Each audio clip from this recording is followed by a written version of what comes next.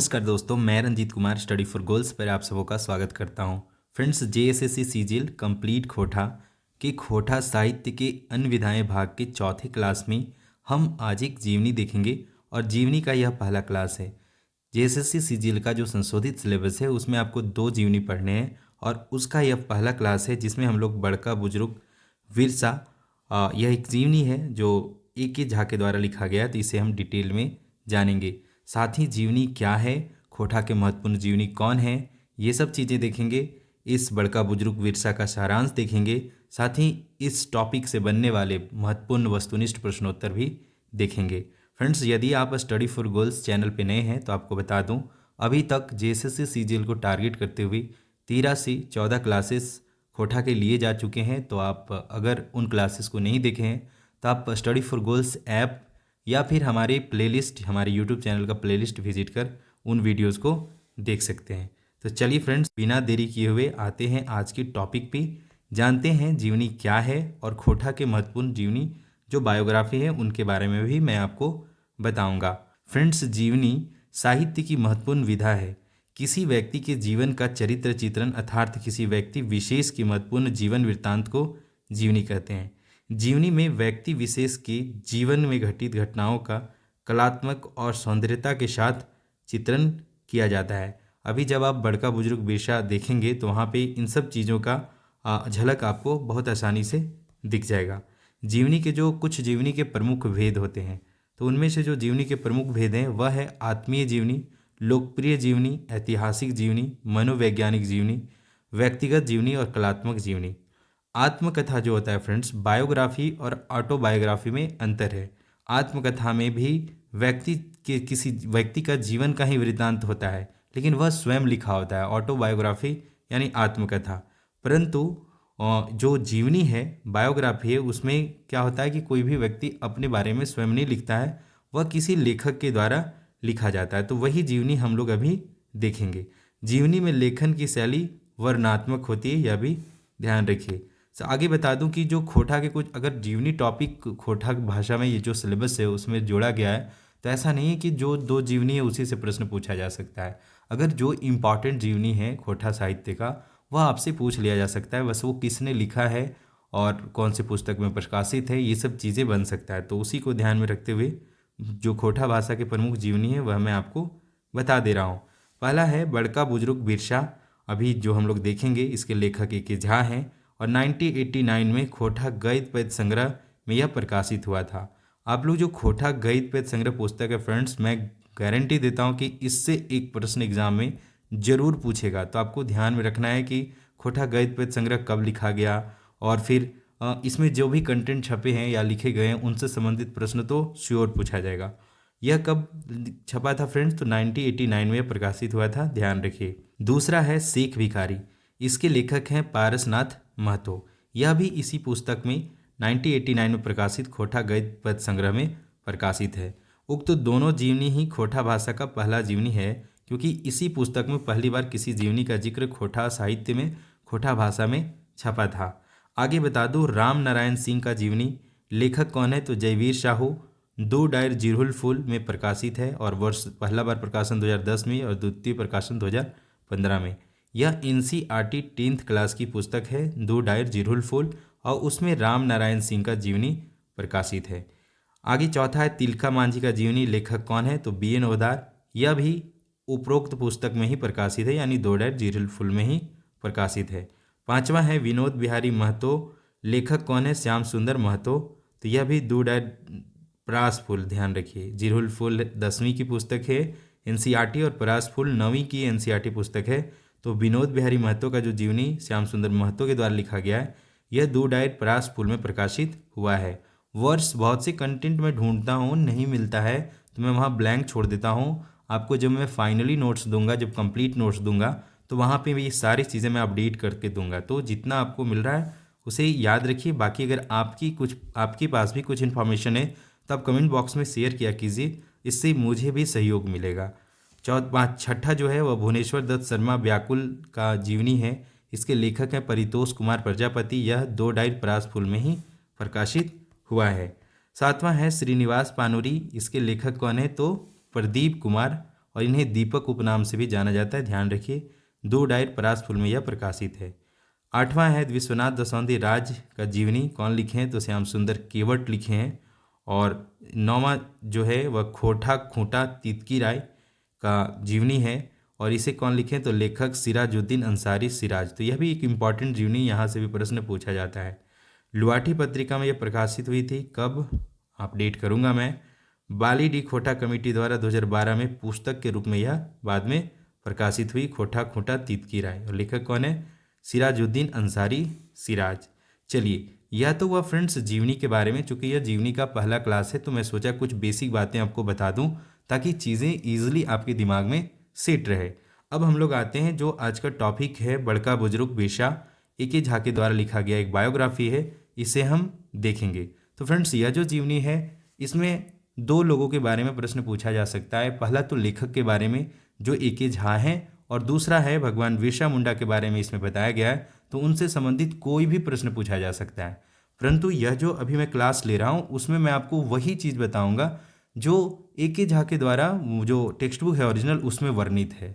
इसके अलावे मैं ऑलरेडी भगवान बिरसा मुंडा का बायोग्राफी बना रखा हूँ, 10,000 प्लस लोगों ने देखा है, जहाँ पे बिरसा मुंडा के बारे में मैं ईच एंड एवरी हरो फैक्ट बताया हूँ जो आपको जानना चाहिए। तो आप भगवान बिरसा मुंडा के बारे में डिटेल में जानने के लिए हमारी उस बायोग्राफी को जरूर देख लीजिए। फिलहाल हम यहाँ पे आपको वही बात बताएंगे जो आपको सिलेबस में है, आपके टेक्स्ट बुक में है।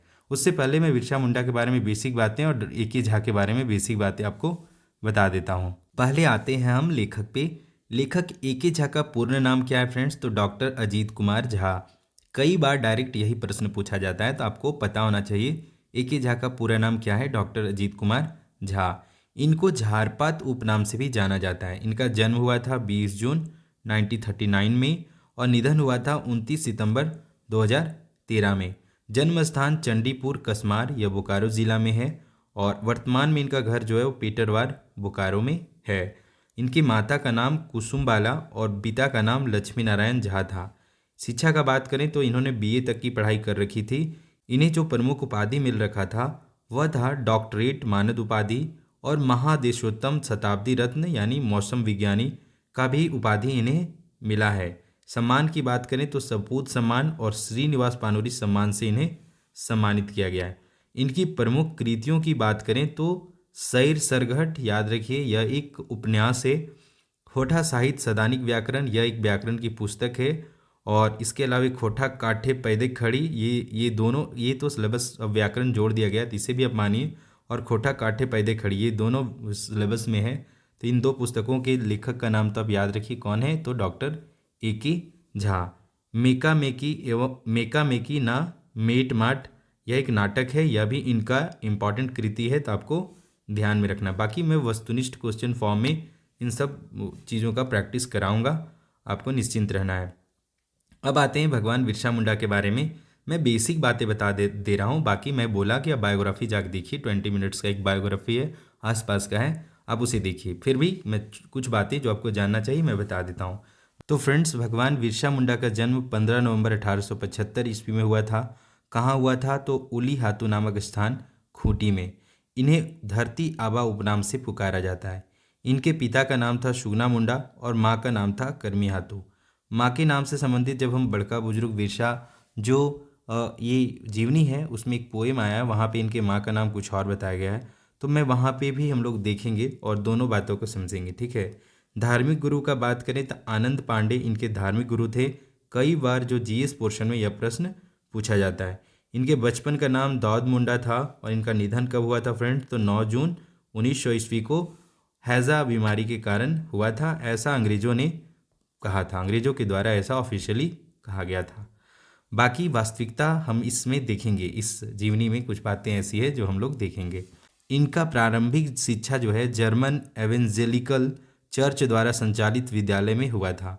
1886 में बिरसा मुंडा ने ईसाई धर्म स्वीकार कर लिया था, जिसके बाद उनका नाम मानमसी दास रखा गया था। इनके द्वारा विरसाइत पंथ की शुरुआत की गई थी। कई बार एग्जाम में प्रश्न पूछा जाता है कि विरसाइत पंथ की शुरुआत किनके द्वारा की गई थी, तो भगवान बिरसा मुंडा के द्वारा। बिरसा मुंडा ने 1895 में स्वयं को सिंह बोगा का दूत घोषित किया था, यह भी ध्यान रखना है, सिंह बोगा का दूत। मुंडा जनजाति का सिंगोगा जो होते हैं देवता होते हैं, और इनका दूत बिरसा मुंडा ने 1895 में स्वयं को घोषित किए थे। इनके आंदोलन का प्रमुख केंद्र डोम्बारी बोरू पहाड़ी था, और डोम्बारी बोरी घटना से भी संबंधित हमने एक सेपरेट वीडियो बना रखा है। इनकी गिरफ्तारी हेतु अंग्रेजों ने 500 रुपये का इनाम रखा था। यह भी इंपॉर्टेंट है, कई बार यह प्रश्न पूछा जाता है।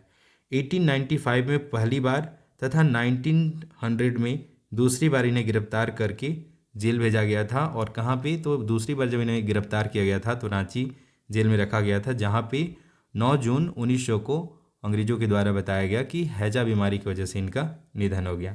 तो यह फ्रेंड्स कुछ बेसिक बातें था जो इस टॉपिक से जुड़ा है, वो आपको जानना चाहिए, यहाँ से प्रश्न बन सकते हैं, इसलिए मैं बता दिया। अब हम फाइनली आते हैं जो टेक्स्ट बुक है उसके हिंदी सारांश पे। मैं बार बार रिपीट करता हूँ, मैं फिर से बता दे रहा हूँ, पढ़ने का बेस्ट तरीका है कि आप इसके हिंदी रूपांतरण पढ़ने से पहले एक बार ओरिजिनल टेक्स्ट बुक पढ़िए, और देन मैं जो बताया हूँ उस वीडियो को देखिए, या फिर मैं जो PDF शेयर करता हूँ अपने ऐप पे या अपने व्हाट्सएप ग्रुप पे, वहाँ पे जाके आप PDF पढ़िए, और नहीं तो फिर आप वीडियो देख लीजिए, और फिर अगेन आप जो ओरिजिनल टेक्स्ट बुक है उसे पढ़िए। आपको ये 3 काम करने हैं, तब जाके चीज़ें आपके ध्यान में रहेगा, और क्वेश्चन बनेंगे तो आप इजीली उसे समझ पाएंगे और इजीली उसका आंसर कर पाएंगे। ठीक है, तो इस चीज़ को फॉलो करना है आपको, मैक्सिमम मार्क्स लाने का यही तरीका है। ठीक है, बाकी वस्तुनिष्ठ प्रश्नों का प्रैक्टिस मैं बहुत कराऊंगा, जैसे सिलेबस कंप्लीट होगा वैसे। चलिए अब आते हैं बड़का बुजुर्ग का जो जीवनी है उसका सारांश हिंदी में हम लोग देखते हैं लाइन बाय लाइन। छोटा नागपुर के बड़का वीर क्रांतिकारी बिरसा मुंडा का जन्म 15 नवंबर 1875 ईस्वी में उली हातू गांव में हुआ था। इनके माता पिता का नाम भरमी, देखिए यहाँ पे मैं अभी बता कर्मी हाथों वहाँ पे बताया था, यहाँ पे भरमी लिखा गया है, और इनके पिता का नाम सुगना मुंडा था। इनका बचपन बहुत गरीबी में बीता था, इसलिए इनका पढ़ाई अच्छे से नहीं हो सका। जब बिरसा मुंडा पढ़ने लिखने यानी किताब का ज्ञान जो है नहीं सके, तो प्रकृति के गोद में रहकर जो पढ़े उससे ही छोटा नागपुर का गौरव पहाड़ की चोटी से भी ऊंचा उठा दिए हैं। तो ये सारी बातें लेखक के द्वारा लिखा गया, जिसे मैं आपको बता रहा हूँ। एक्चुअली में भगवान बिरसा मुंडा जो थे वाकई में स्टार्टिंग में इन्होंने शिक्षा पाने का प्रयास किया, कई स्कूल में इनका नामांकन हुआ, लेकिन जब देखिए कि वहाँ पे अंग्रेज़ों के द्वारा सितम किया जा रहा था, अच्छे से इन्हें शिक्षा भी नहीं दिया जा रहा था, भेदभाव किया जा रहा था, उसके बाद ये प्रकृति के गोद में चले गए, जहाँ पे ये क्या हुआ था, इन्हें जो जड़ी बूटी का बहुत ज्ञान हुआ था, और उसी के वजह से लोगों का ये ट्रीटमेंट करते थे और आसानी से लोगों को ठीक कर देते थे। कहा जाता था इनके छूने मात्र से लोग ठीक हो जाते थे, और इस प्रकार से इन्हीं सब कारणों से वे इतने प्रचलित हो गए कि लोग उन्हें फॉलो करने लगे, और बाद में जाके भगवान तक का दर्जा उन्हें दिया गया है। चलिए आगे आते हैं। टेक्स्ट बुक के हिसाब से ही अंग्रेजों ने दलालों की मदद से धोखापूर्वक महान क्रांतिकारी बिरसा मुंडा को गिरफ्तार कर रांची जेल भेज दिया था। जून महीना 1900 ईस्वी के प्रारंभ में प्रचार किया गया कि बिरसा मुंडा को हैजा उबाइद पुखोइर, देखिए ये सब ध्यान रखिए, पूछ देगा, केवल शब्द का अर्थ भी एग्जाम में पूछ देगा। उबाइद पुखोइर मतलब क्या है, तो ये हैजा बीमारी को कहा जाता है, हो गया है। इसके बाद 8 जून को बिरसा मुंडा गंभीर बीमार हो गए। फिर 9 जून को प्रचार किया गया कि बिरसा और अधिक बीमार और लाचार हो गए हैं। फिर उसी दिन दोपहर तक पता चला बिरसा अब नहीं रहे, यानी भगवान बिरसा मुंडा सिराई गए, मतलब वह अब इस दुनिया में नहीं रहे, ऐसा अंग्रेजों के द्वारा प्रचार किया गया। इस अविश्वसनीय खबर से पूरा लोग चौंक गए, मतलब जो भी लोग यह बात सुने कि भगवान बिरसा मुंडा नहीं रहे, सभी लोग हैरान रह गए, तथा अंग्रेजों, जिसे पांड्रा प्रभु के रूप में यहाँ पे डिनोट किया गया है इस जीवनी में, कि इस प्रचार का आलोचना होने लगा। मतलब उन्होंने कहा कि हैजा बीमारी की वजह से भगवान बिरसा मुंडा का देहांत हो गया, निधन हो गया। लोगों ने इसे एक बहाना समझा, इस पे भरोसा नहीं किए और अंग्रेजों का आलोचना करने लगे। बाद में पता चला कि अंग्रेजी सरकार के द्वारा साजिश के तहत बिरसा मुंडा को धीरे धीरे करके मारा गया है। ऐसा मैं जीवनी में भी, जो मैं बायोग्राफी बनाया हूँ उसमें भी डिटेल में बताया हूँ। बाद में मनुष्य प्रेमियों के द्वारा डॉक्टरों का मत जानने का प्रयास किया गया, तो पता चला सब सरकारी कूटनीति चाल के तहत मिले हुए हैं। इसलिए झारखंड के लोग तथा मनुष्य प्रेमी के मनो एवं दिलों में आज भी बिरसा मुंडा निम्नलिखित पंक्तियों के रूप में जगह बनाए हुए। तो बिरसा मुंडा का लोगों के दिलो दिमाग में किस तरह से उनकी महानता का छाप है या उनकी क्रांतिकारी सोच का छाप है, उसी जो ए.के. झा है वह एक पोएम के माध्यम से बताए हैं, जिसे मैं पढ़ दे रहा हूँ और इसका भावार्थ भी मैं बगल में लिख दे रहा हूँ, इसे भी मैं समझा दूंगा। के कहे बिरसा मोरल उतो है मने मथे भोरल। जो बिरसा करनी दगदगा है, बिरसा का नाम ही जगजगा है। मतलब कौन कहता है कि भगवान बिरसा नहीं रहे? उनके जो कार्य हैं, उनके जो करनी है, वह सबके दिलो दिमाग में बैठा हुआ है। ठीक है। 25 बछर उभय रे, बिरसा 500 के करनी करलक, चेंदाइल लोके चिन्हा चेठा के, हुले खूबे टानी धरलक। सुगना और भर्मिक बेटा बेपट तरिया बीर बनलक, जकर राइजे बेरो डूबे तकरो हरनट कर छोड़लक। बाकी मैं भावार्थ एक साथ पढ़ दूंगा, इसे आप सुन। हे कांति के रंभ तोरा, अनगणित झन गणित दीन गणित जोहार, तोर आलो नाई निजतव, कतनो करे केव कु कोवार। जोहार जोहार बिरसाक जोहार। एक ही झा के द्वारा यह पंक्ति इसी में सम्मिलित किया गया है। इसका भावार्थ मैं एक एक कंप्लीट अर्थ के रूप में आपको बता दे रहा हूँ, इसे आप समझ लीजिए। कौन कहता है कि बिरसा नहीं रहे? इस दुनिया में वे तो हम सबों के दिलो दिमाग में जिंदा हैं। उनके महान कार्य चारों तरफ फैला हुआ है। 25 वर्षों के जीवन में उन्होंने 500 वर्षों का कार्य किया है। पूरा लोक उनके कार्यों का गुणगान कर रहा है। सुगना और भर्मिक बेटा विपरीत परिस्थितियों में महान बने हैं। जिसके साम्राज्य यानी अंग्रेजों के साम्राज्य में कभी सूर्य नहीं डूबता। अंग्रेजों के साम्राज्य में सूर्य नहीं डूबने का तात्पर्य यह है क्योंकि अंग्रेजों ने उस समय, जब भगवान बिरसा थे, उस समय पूरे वर्ल्ड में हर जगह कॉलोनीज तैयार कर रखे थे, उपनिवेश बना रखे थे, तो उनका जो साम्राज्य था वह कभी नहीं डूबता था। इस सेंस में कहा गया है, जिसके साम्राज्य में कभी सूर्य नहीं डूबता, उसको भी इनके वीरता के आगे घुटना टेकना पड़ा। इस क्रांतिकारी वीर सपूत को अनगिनत जोहार। बिरसा का महान छवि कभी नहीं धूमिल होगा, चाहे कोई कितना भी हो हल्ला क्यों ना कर ले। जोहार बिरसा जोहार। तो उनकी महानता को लेखक ए.के. झा इस पोएम के माध्यम से बताने का प्रयास किए हैं। देखिए, एग्जाम में प्रश्न इस प्रकार से भी पूछा जा सकता है कि यह 4 पंक्ति आपको दे देगा और पूछ देगा कि यह किस जीवनी से, कहानी से, या फिर किस कविता से लिया गया, या फिर इसके लेखक कौन है, या फिर यह किन के बारे में कहा जा रहा है। मान लीजिए यही पूछ देगा 25 बच्चर उभरे इस तरह। जहाँ चलिए यहाँ तो बिरसा आ गए तो इजीली आप आइडेंटिफाई कर पाएंगे। लेकिन यह अगर पूछ देता है तो यहाँ पे देखिए, सुगना और भर्मिक बेटा बेपट तरिया बीर बनलक, जकर राइजे बेरो डूबे तकरो हरनट कर छोड़लक। तो यहाँ से प्रश्न बन सकता है। तो मैं कोशिश करूंगा जब मैं ऑब्जेक्टिव क्वेश्चन बताऊंगा तो ये सब चीज़ें मैं आपको बताऊंगा, आप देख लीजिएगा। आगे लेखक कहते हैं कि आज तक के इतिहास में प्राय ऐसा ही होते आ रहा है। शासक लोग अपने हिसाब से इतिहास को मतलब छेड़छाड़ करते हैं और मजबूत लोग खुद ही इतिहास बन जाते हैं। परंतु मनुष्य के विकास और आज़ादी के इतिहास का एक चमकता हुआ अध्याय बिरसा मुंडा का जीवन है, जो कभी नहीं मिटने वाला इतिहास बन गया है। इसलिए तो कविता में कहा गया है, जो काम लोग 500 वर्षों में नहीं कर सकते, उसे 25 वर्षों में भगवान बिरसा मुंडा ने कर दिखाया है। इसलिए बिरसा के वीरता का बखान करते हुए किसी ने कहा है, मोरेक मुंद मर में मातल बिरसा, जकर डरे फिरंगी फिर हल दिशा। दिशा मतलब पखाना, बाकी आप लोग समझते होंगे कि इनके डर से मतलब अंग्रेजों का पखाना छूट जाता था। ठीक है। तो इसका ये मतलब भगवान बिरसा के महानता का भावार्थ इन 2 पंक्तियों के माध्यम से बताया गया। तो इन 2 पंक्तियों से भी प्रश्न बन सकते हैं, पूछा जा सकता है कि ये पंक्ति अभी मैं बताया उसी प्रकार से यहाँ भी प्रश्न बन सकते हैं।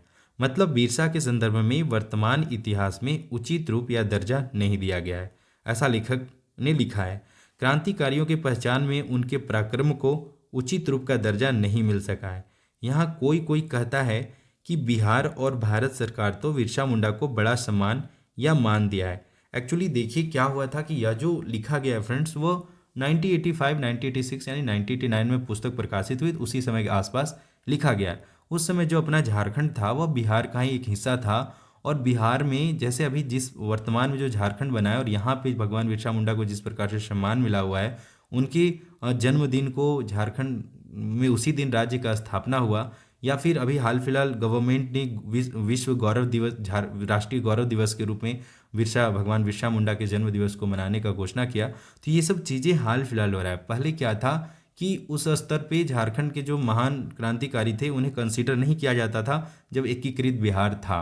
तो जब इन सब चीज़ों को देखते हुए लेखक ने ये सब चीज़ें लिखी है। पर वर्तमान परिदृश्य में चीज़ें बदली हैं। हमारे राज्य के जो महान क्रांतिकारी हैं उन्हें कंसीडर किया जा रहा है, उन्हें जगह दिया जा रहा है, और ये उन्हें अच्छा बनाने का कार्य भी, माने उनके कामों को प्रचलित करने का, लोगों को बताने का काम हमारा भी है। खैर चलिए, ये तो हुई बात की बात। फिलहाल हम लोग आते हैं टॉपिक पे ना। उन्हें भगवान कहा जाता है, इससे बड़ी बात और क्या हो सकती है। देखिए फिर से पढ़ता हूँ, यहाँ कोई कोई कहता है कि बिहार और भारत सरकार तो बिरसा मुंडा को बड़ा सम्मान या मान दिया है, उन्हें भगवान कहा जाता है, इससे बड़ी बात और क्या हो सकता है। परंतु किसी क्रांतिकारी को आप भगवान कह रहे हैं और उनका क्रांति का प्रभाव धुंधला हो जाए तो क्या फ़ायदा। मतलब कि आप उन्हें भगवान का दर्जा तो दे रहे हैं, लेकिन उनके जो नेक कार्य हैं, उनके बारे में जो प्रचलित बातें हैं, उनके जो आदर्श हैं, उसे लोग फॉलो नहीं कर रहे हैं, उससे लोग सीख नहीं रहे हैं, तो फिर क्या फ़ायदा। इसलिए तो गौतम बुद्ध जैसे महान क्रांतिकारी का प्रभाव कम हो गया, जैसे भारत में गौतम बुद्ध का प्रभाव लगभग खत्म हो गया। तो यहाँ पे गौतम बुद्ध का एग्जाम्पल देके दिए कि जिस देश में गौतम बुद्ध का ओरिजिन हुआ, जहाँ से मतलब बौद्ध धर्म का ओरिजिन हुआ, वहाँ वह धर्म ना होकर दूसरे देशों में काफ़ी फैला। मतलब कि उसका जो गुण था, मतलब ज्ञान की प्राप्ति, एक तरह से कहें जो बौद्ध धर्म है वो ज्ञान से जुड़ा धर्म है, मतलब फैक्ट से जुड़ा हुआ धर्म है, तो उसका प्रचार प्रसार इंडिया में नहीं हो सका। तो ऐसा क्यों हो सका। इतिहास बहुत, अगर आप डिटेल में जाएंगे तो देखेंगे कि इसका कहीं ना कहीं इतिहासकारों का इसमें अब क्या कहें, रोल कहें या फिर उनकी कमियां कहें, ये सब चीज़ें हैं। तो उसी चीज़ को लेखक भी यहाँ बताने का प्रयास कर रहे हैं। इसलिए महान क्रांतिकारी बिरसा मुंडा जैसे वीर जो सबों के जिंदगी को प्रभावित करते हैं, तो इनका भी महानता को धूमिल करने वाले लोगों से सावधान रहना चाहिए। इनकी महानता एवं वीरता का प्रचार प्रसार इसलिए भी जरूरी है ताकि आज का समाज उनके विचारों और कर्मों से प्रभावित होकर बड़े बड़े कार्य कर सकें और अपनी धरती की सुरक्षा हेतु तो उनके जैसा महान पराक्रम दिखाने की नौबत आए तो लोग उनके पथ पे भी चल सकें, ऐसा लेखक बता रहे हैं। जिस प्रकार नकारात्मक इच्छा वाले लोगों के विरोध में मोजिस गुड़िया ने कहा है, बिरसा कोनो धर्म पर चिवे वाला लोक नाई रहलक, वो तो एगो खूबे बड़का क्रांतिकारी रहलक और क्रांतीय हले ओकर धर्म। ऐसा मोजिस गुड़िया ने कहा है और यह बहुत अच्छा क्वेश्चन एग्जाम में बन सकता है। तो आपको ध्यान रखना है कि ये लाइन पूछ देगा और बोल देगा निम्न में से किसने यह बात कही है। तो आपके पास ऑप्शन दिखेगा ए के झा और एन ई होरो और मोजिस गुड़िया। तो कंफ्यूज नहीं होना, आप अगर अच्छे से जान रखें तो अच्छे आंसर कर पाएंगे। क्रांतिकारियों के काम से हुए प्रभाव को कम करने वाले जन विरोधी चाल चला जाता है। मतलब एक कूटनीति तैयार किया जाता है कि मतलब जिन्होंने अच्छे काम किए हैं, अगर कई तरह के मामले होते हैं कि लोग, कई एक तबका जो बटा होता है वह दूसरे तबका का, मतलब जो महान क्रांतिकारी उन्हें उगने देना नहीं चाहता है।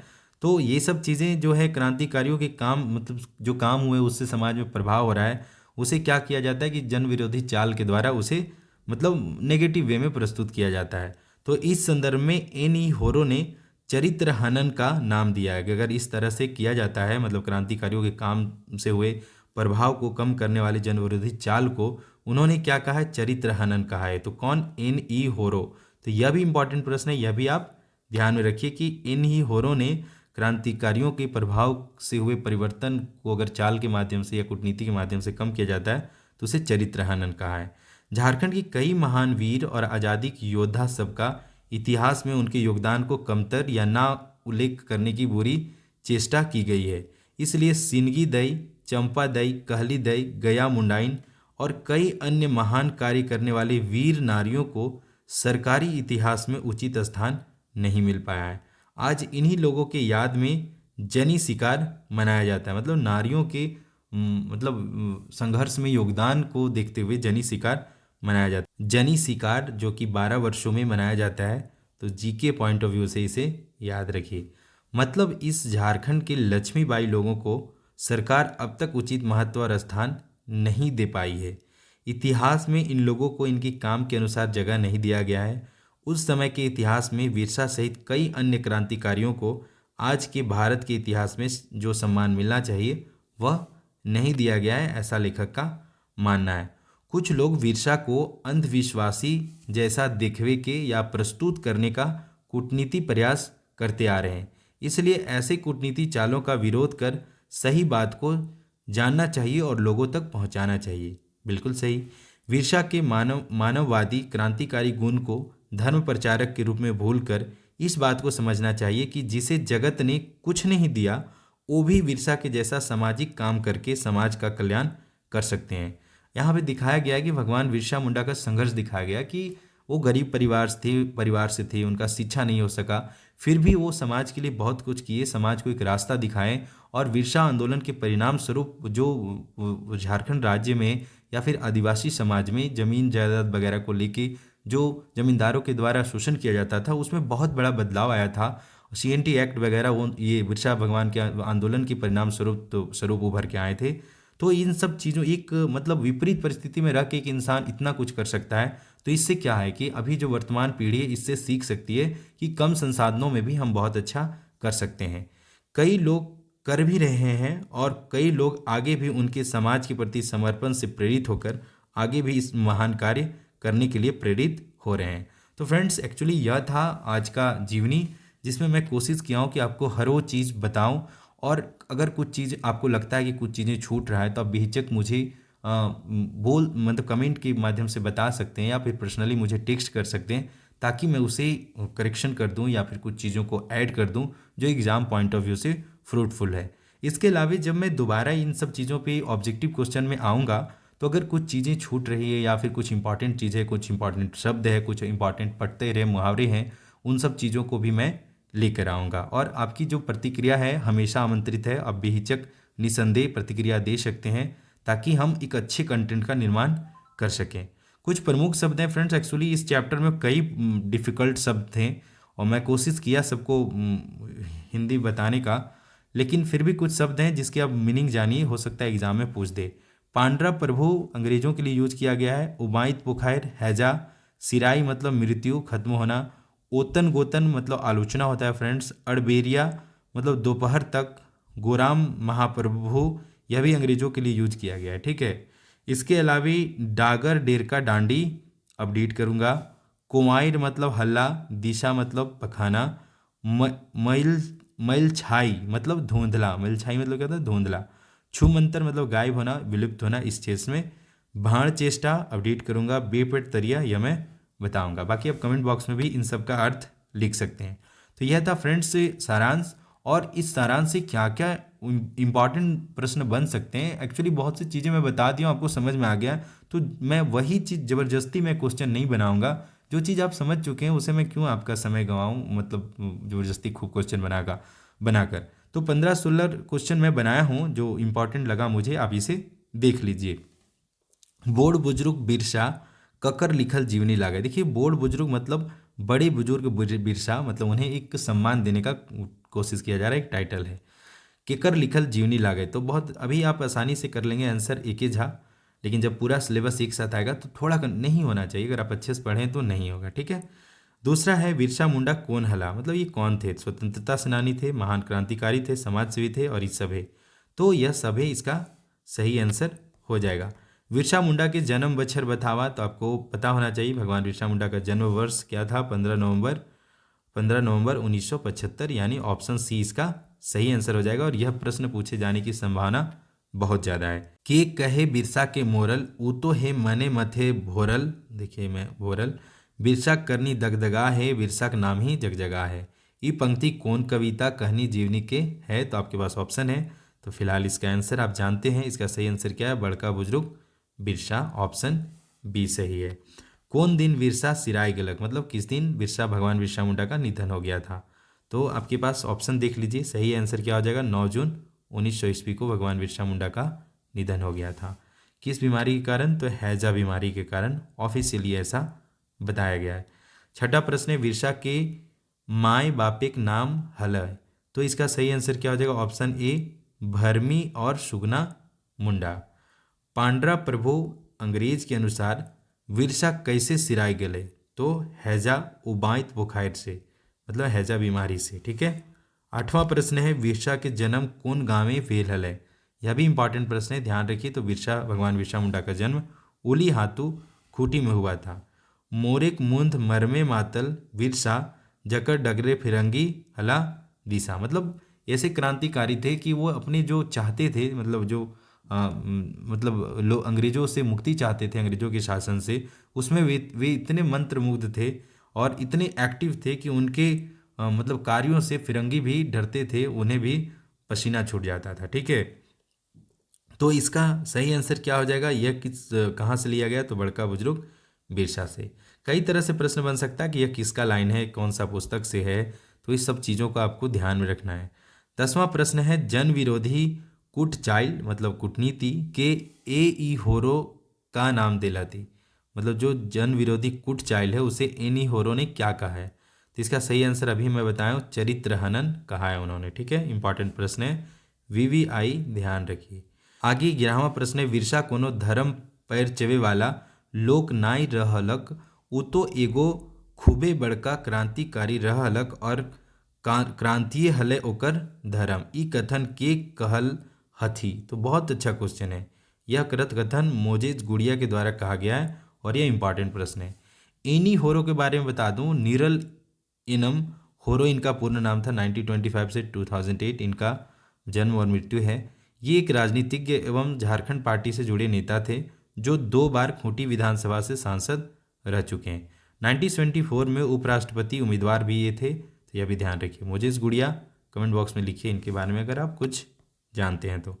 12वां प्रश्न है, केकर यादे झारखंडिक जनी शिकार मनवल जाए, तो इसका सही आंसर होगा बीर जनी गुलैन। मतलब जो झारखंड की औरतें थे जिन्होंने मतलब ये क्रांति में बढ़ चढ़ के हिस्सा लिया, तो उनके याद में जनी शिकार मनाया जाता है।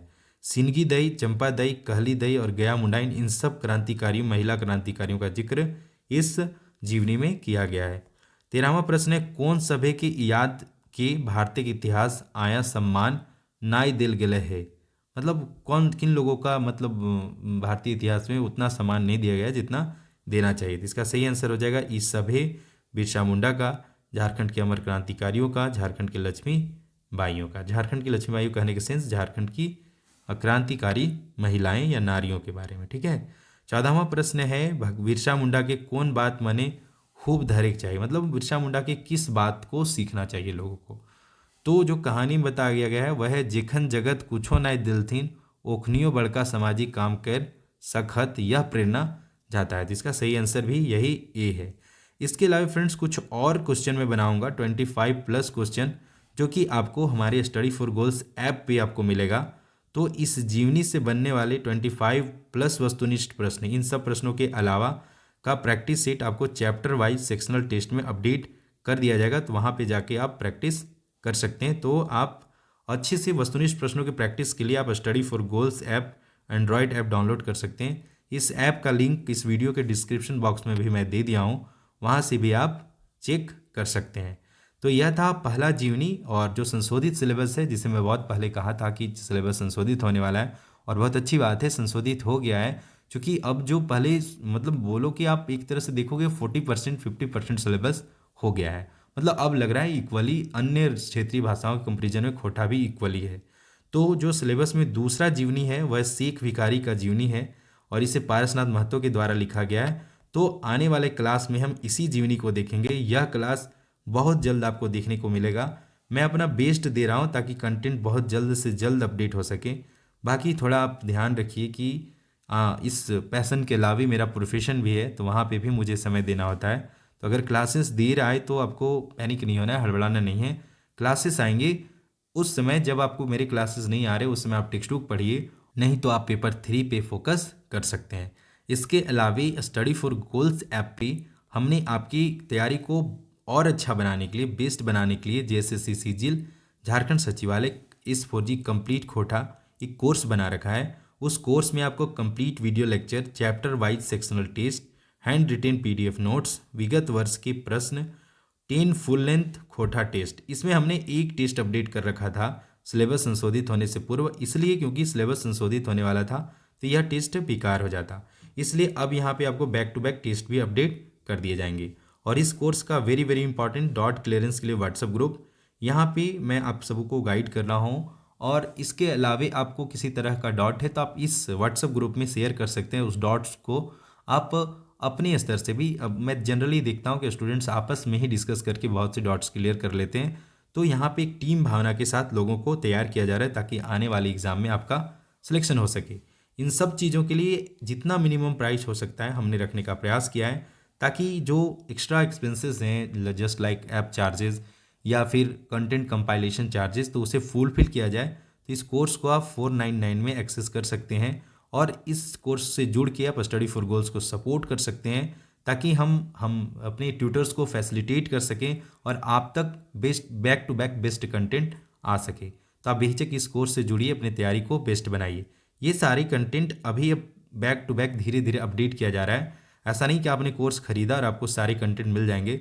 तो ये मिसअंडरस्टैंडिंग नहीं होना चाहिए, इस बात को समझते हुए आप इस कोर्स में इनरोल हों। इसके अलावा अगर कोई इस कोर्स को भी खरीदने में सक्षम नहीं है, यह अमाउंट भी देने में सक्षम नहीं है, तो पैसे के अभाव में झारखंड का कोई बंदा छूटना नहीं चाहिए। मतलब पैसे के अभाव में उसी का स्ट्रैटेजी ना मिले, ऐसा नहीं हो सकता। उसके लिए स्टडी फॉर गोल्स टीम है, आप स्टडी फॉर गोल्स से जुड़िए। आपको कंटेंट भी उपलब्ध कराए जाएंगे, आपको गाइड भी किया जाएगा, ताकि आप एग्ज़ाम में सिलेक्शन ले सकें। अगर नहीं हो रहा है तो आपकी मतलब मेहनत ना करने की वजह से, आपकी ऑनेस्टली ना पढ़ने की वजह से आपका सिलेक्शन होगा। ये नहीं आप कह सकते कि मुझे कोई कंप्लीट गाइड करने वाला नहीं था। इसके अलावा जेएसएससी सीजीएल पेपर 3 को लेकर एक फुल लेंथ टेस्ट बनाया गया है। इसमें सारे टेस्ट 10 टेस्ट अपडेट कर दिए गए हैं। इसके अलावा हम बहुत जल्द, यह जो है हिंदी में टेस्ट है, बहुत जल्द हम लोग 10+ बाईलिंगुअल टेस्ट पेपर 3 को लेकर आ रहे हैं। तो जो बाईलिंगुअल वाले हैं वेट कीजिए, अभी तैयारी करते रहिए, बहुत जल्द हम अपडेट करेंगे तो आप उसे मतलब एक्सेस कर सकते हैं, ठीक है। इसके अलावा आप सबों को जो सिलेबस चेंज हुआ है उसके लिए ढेरों शुभकामनाएं। ये बहुत बड़ा बदलाव है, क्योंकि अन्य क्षेत्रीय भाषाओं के कंपैरिजन में जो हमारा खोटा का सिलेबस था वो वाकई में वास्ट था। तो यह एक अच्छी पहल हुई है। इसके अलावा जेएसएससी सीजीएल एग्ज़ाम को लेकर हम कभी नागपुरी का, कभी पेपर 3 का, कभी खोटा का free full length test study for goals android app पे लाते हैं। तो आप बेहिचक, अगर आपने अभी तक स्टडी फॉर गोल्स का एंड्रॉयड ऐप इंस्टॉल नहीं किया है तो आप उसे इंस्टॉल कर लीजिए। उसके अलावा मैं फ्रेंड्स हर दिन रिपीट करता हूँ कि पढ़ने का बेस्ट तरीका है कि टेक्स्ट बुक को फॉलो किया जाए। ज़्यादा आपको यूट्यूब इधर उधर खूब दौड़ भाग करने की ज़रूरत नहीं है। ऑनेस्टली बैठ के टेक्स्ट बुक पढ़िए और कंप्लीट कीजिए। ऐसा नहीं कि 5 किताब लेके बैठे हैं और पाँचों का पहला ही चैप्टर पढ़ रहे हैं और समय खत्म हो गया और एग्ज़ाम आया तो पता चला का कोर्स ही कंप्लीट नहीं हुआ। कोई एक बुक को फॉलो कीजिए, उड़ान ले लीजिए, लूसेंट ले लीजिए, किसी को ले लीजिए और उसे कम्प्लीटली एक बुक को फॉलो कीजिए। जब तक एक बुक कंप्लीट नहीं होता है तब तक दूसरे बुक को छूने का प्रयास नहीं कीजिए। हाँ, कोई टॉपिक है अगर आपको किसी बुक में, खास बुक में अच्छा है तो उसे आप देख सकते हैं। फिलहाल आप अपने एक एक मिनट का महत्व समझिए। कई जगह मैं ऐसा देखता हूँ कि 15 मिनट में ख़त्म होने वाली चीज़ों को 3 आवर में बताया जाता है। तो ये जो 2 आवर 45 मिनट है ना, ये आपको बचाने हैं और वहाँ लगाने जहाँ पे यह लगना चाहिए, ठीक है। तो इन सब चीज़ों को समझते हुए टेक्स्ट बुक वाली तैयारी कीजिए। और अगर ज़्यादा अगर डिजिटल मीडिया से जुड़े रहना चाहते हैं तो आप टेस्ट सीरीज लगाइए। जितना टेस्ट सीरीज चाहें आप लगा सकते हैं। जिसका भी टेस्ट सीरीज हो उसे लगाइए, उसका बेनिफिट आपको आने वाले एग्जाम में मिलेगा। तो फ्रेंड्स मैं फिर मिलूंगा खोटा के नेक्स्ट क्लास के साथ। तब तक आप अपना ख्याल रखिए और तैयारी जारी रखिए। ईच एंड एवरी सेकेंड का सदुपयोग पढ़ाई में करते रहिए। तो friends all the best for your upcoming exams and for your preparation. जय हिंद, जय झारखंड एंड जोहार।